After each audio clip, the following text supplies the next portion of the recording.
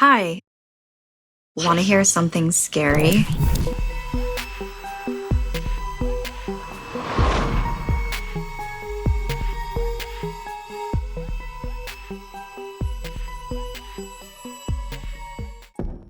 It was a hard winter, made even harder for Daphne and her sister Amira by the relentless bullying they received on their walks to school each day. They were constantly ambushed by bullies who would pelt them with snowballs packed with rocks. Sometimes they would take their backpacks and empty them into the street. The worst bully was Keith, who made sure to take the girls' lunches each day. They had had enough. They snuck into their grandmother's room and took one of her forbidden books. It was a book that gave them instructions on how to build a mystical guardian, otherwise known as a golem. In ancient times, their Jewish ancestors were said to have constructed golems out of clay or mud for protection. Building a golem was no easy task, but they felt like they had no other option. Because it was winter and the ground was frozen and covered in snow, they had trouble finding clay. So the two decided to mix in some snow and build a giant snowman that would hopefully work as their golem. The sisters walked in a circle around the snowman and chanted the ancient words from their grandmother's book. Then Amira hoisted Daphne on her shoulders so the girl could etch the secret symbols onto the snowman's forehead. Finally, they held hands and stood before their snowman golem and gave it its mission: punish all bullies. And then they waited. But nothing happened. Disheartened, they headed home. Daphne and Amira's walk to school the next day was shockingly uneventful. No one bothered them, and in fact, the kids that normally bullied them seemed to avoid the girls completely. That is, until they got to Keith. Keith demanded their lunches, and Daphne and Amira sighed and opened their backpacks, resigned to another day of bullying. Keith then took their lunch bags and emptied them onto the ground. He looked them in the eye as he stomped on their food. Tears welled up in their eyes, and just as Keith began to laugh at them, a snowball the size of a basketball plowed him in the head and knocked him off his feet. The girls turned to see where the snowball had come from and found their snow golem standing not too far behind them, unmoving. Keith was furious. He pushed himself up off the ground and balled his fists. Then he looked around to see who would have dared to do that. He marched past the girls, and as he neared the snowman, it jerked to life and lifted him off the ground. Daphne begged the golem not to hurt Keith, but Amira laughed and cheered as the creature tossed the boy effortlessly across the street and into a snowbank. Keith was shaken as he got back on his feet and ran away. Daphne looked once again at the unmoving snowman and her cheering sister. She wondered that she and her sister had gone too far. The next day, Daphne found her sister at lunch, standing by a trash can with a malicious smile on her face. Inside the trash can was a lot of uneaten food and also books. Daphne accused her sister of being a bully just like Keith and his friends. "This isn't bullying. This is revenge," Amira exclaimed. On the walk home, none of the bullies would make eye contact with the sisters, including Keith, who ran across the street to avoid them. When Daphne asked Amira about it, she told her not to worry. But just as the girls turned the corner, they found their snowman golem towering over them. The girls took a step back as it raised its monstrous hand and pointed an icy finger at Amira. The snow parted where a mouth would be and let loose in a voice that sounded like gravel scraping against ice. "Punish all bullies." The girls ran as fast as they could to get away from their monster. But every time they looked back, it was lumbering closer. Then it palmed Amira's head and lifted her off the ground. Daphne knew it was planning to toss her sister like it did Keith, but there was no snowbank to break her fall, only icy roads and jagged trees. Daphne had to act fast. As the lumbering snowman held her sister's head and ready to throw her, Daphne quickly made a snowball and took aim. The snowball smashed into the secret symbols on the golem's forehead, disconnecting the creature from its mystical power. The golem fell into a pile, and Amira landed on top, completely unnerved and fully aware of how close she had been to death. As the terrified girl stumbled away, neither noticed that snow landed on the scuffed marks on the golem's forehead. The ancient marks slowly started to reform as it started to take shape again. A golem must complete its purpose once made.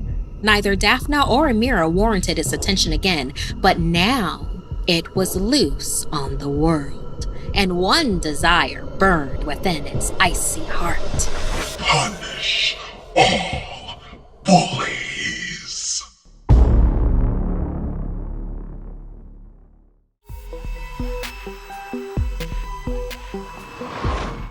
Late one spring, Mahira and her father Imran decided to take a trip to the Saliman Mountains during the holiday break.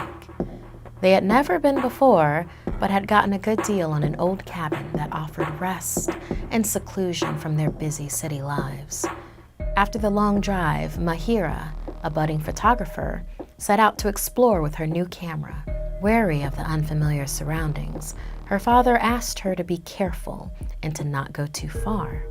The closest town was a good hike away, and the cabin was very isolated in the wilderness. Promising that she wouldn't be long, Mahira began strolling through the woods, breathing in the fresh air and pausing to take pictures whenever inspiration hit. When she stopped to review a few of the photos, Mahira was startled to see another face looking back at her. There was a boy standing between the trees. She looked around and called out, announcing herself as a friend. Suddenly, he emerged from behind a tree. He seemed close in age to Mahira and was carrying a large backpack and wearing a very tightly wrapped scarf around his nose and mouth. Mahira found that rather curious and asked his name. He whispered that his name was Omar and that he'd gotten lost while on a hike with his parents. It was starting to get dark, and Mahira didn't feel comfortable leaving him alone in the woods, so she invited Omar to join her and her father in the cabin for dinner. After dinner, her father suggested that Omar stay the night with them and offered to drive him home in the morning.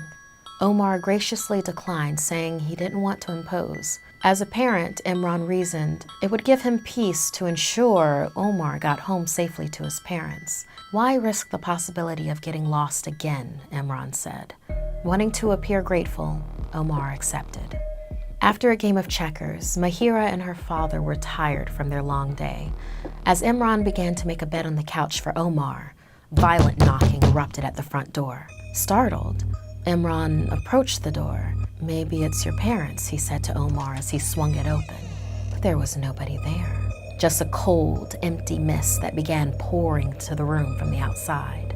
Black and gray wisps swiftly surrounded them, and a chorus of wails echoed somewhere in the distance. Imran felt the mist feather across his face, as if seeking an entrance. Omar suddenly shouted, "Cover your mouths! It's the mists of the dead. They're real!" He covered his nose and mouth with his arm, handing his scarf to Mahira. "Quick, cover your face," he demanded. Imran slammed the door shut, turning to Omar and demanding to know what the boy knew of it. "I thought it was just a tale to scare kids away. Families in my village say that within the mists up here are the spirits of the dead children who've died in the woods on top of this mountain," he explained, telling them that actually he'd hiked up here on a dare from friends before he got lost and ran into Mahira. If even half of what they whispered about those mists were true, they had to keep away from them, Omar warned. Legend had it that at the base of nearby Mount Chilton, a poor couple had abandoned their hungry children to fend for themselves, and now the wailing and crying of the children could be heard whenever the mist appeared. Slowly, Imran nodded, saying he thought it was best to lock all the doors and windows and wait out the night. They quickly closed up the cabin as best they could. They would all sleep in the living room tonight and leave once the sun rose. Mahira sorted through the pictures she had taken the day before. She couldn't sleep thinking about the mist waiting outside. Just as she began to nod back off, she heard soft footsteps on the floor. She turned her head in time to see the mist had entered a crevice in the room, and with it, an ashen, blank-eyed Omar. He was holding a large piece of firewood poised over the head of her sleeping father. Mahira flung her camera at Omar, knocking him back. The camera flashed, and black vapor, like the fog from earlier, lifted away from Omar's face. But just as she breathed a sigh of relief, it quickly began to gather upon his face again. Grabbing her camera, she triggered the flash again and again. Through a blur of intense light strobes, she watched the vapor evaporating from Omar's body. Gasping for air, Omar apologized, crying that he had been taken over by the spirits. Awakened by all the commotion, Imran handed each of them a blanket and demanded they wrap them around their noses and mouths. "We're leaving right now. Stay close to me." With their faces covered, they followed Imran outside. They huddled together, pushing through the thick vapor of the dead as it swirled like tentacles around them. Mahira angled her camera as they ran, each snap of her flash acting like a shield against the dark mist creeping ever closer. Imran jumped into the car, starting the engine as Omar and Mahira jumped into the back seat, locking the doors. Imran turned on the brights and slammed on the gas. The headlights burned through the grasping mists as they sped down the mountain. Behind them, the sun rose, thinning the mists which retreated away back into the dark crevices of Salaman Mountains.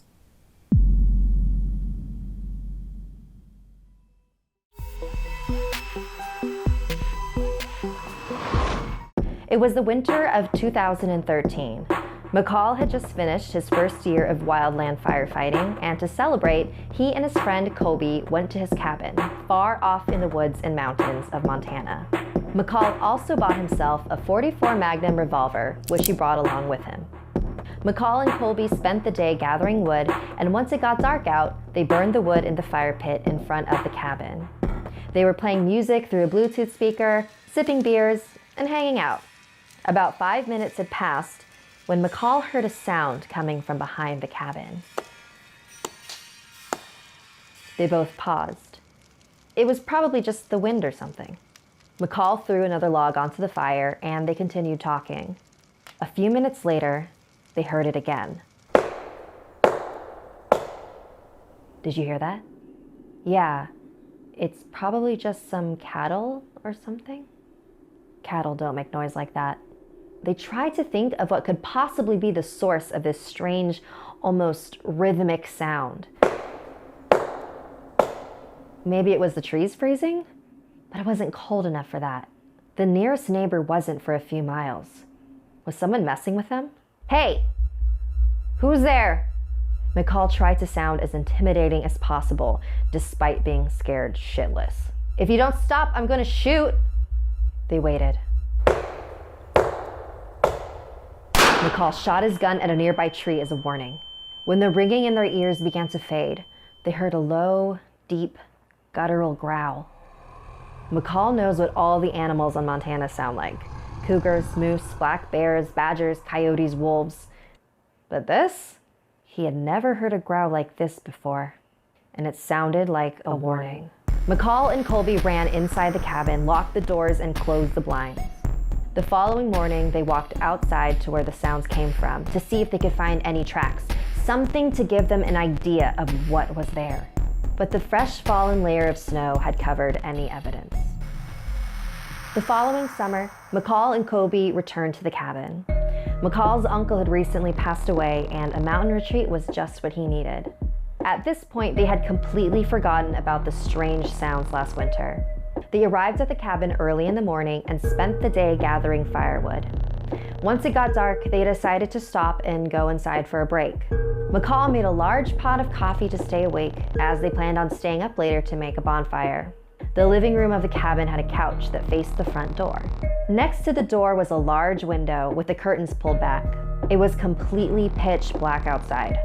McCall and Colby were relaxing on the couch, sipping their mugs, when suddenly, a flash of light appeared outside. Moments later, another flash. And another. With every flash, McCall heard what sounded like the shutter of a camera, like someone was taking photos. McCall turned to Kobe. Do you see that? The look on his face was enough of an answer. The flashing lights continued for 10 more minutes. And then, silence. They heard footsteps. Soft, slow, dragging along the ground. Someone was outside of the cabin. They were miles away from anyone else. Somebody had traveled a very long way to get to them. McCall and Colby grabbed their rifles and followed the sound as it made its way to the front door. It stopped. Despite having just drank 2 cups of coffee, McCall began to feel tired, heavy. It was like someone had just switched his brain to slow motion. He could faintly hear Colby say, "I think they're putting something in the air." McCall? McCall, wake up. It was morning. McCall was on the floor next to his bed. How did I get here? I don't know, but I woke up in the middle of the hallway. Do you remember what happened last night? I remember the footsteps at the door, and then I think we both passed out. But check this out. They walked downstairs to the living room. Colby pointed towards the front door. Both their rifles leaned neatly against the door, right where they aimed them last night. Did you put those there? No. Did somebody enter their house? And were they still there? When they left later that day, there was a black Dodge Ram with tinted windows parked on the mountain, about a mile away from McCall's cabin. It probably wouldn't have caught McCall's eye if he hadn't known so much about the men in black. Since about half a century ago, people who had witnessed UFOs or other unexplained phenomena also claimed to be visited by mysterious men in black suits and ties. Usually these men threatened the witness to never speak of what they saw. These are the Men in Black, an organization whose job is to keep us from knowing what's really out there. Did McCall and Colby unknowingly witness something they weren't supposed to? And did the Men in Black pay a visit to make sure they wouldn't tell anyone? Unfortunately, there's no way to find out for sure. But if this video suddenly disappears with no explanation, I'll let you decide why. Thanks so much for listening. Like and share if this video gave you the chills. And don't forget to subscribe and turn on the bell for notifications. See you next time.